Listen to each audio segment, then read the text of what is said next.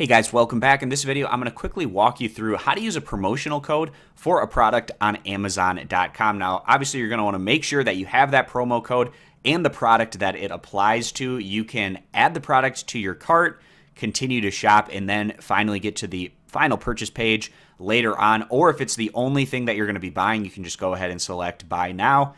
And it's going to ask me if I want a protection plan. I'm going to say no, thank you.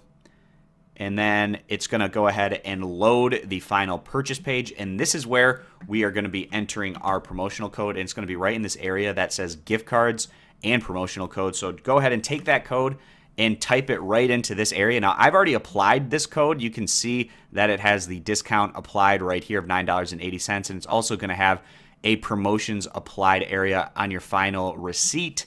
But you're going to go ahead and click the apply button, and obviously it says that I've already entered and redeemed this code. But if it's your first time, then you should have a successful prompt right here, and then it's going to go ahead and apply those discounts. And then once you select everything else to finalize your order, you just go ahead and click place order, and then that's going to be how you use a promotional code on Amazon.com. I hope this was helpful. If it was, consider clicking that subscribe button. I hope to see you guys back here for future videos.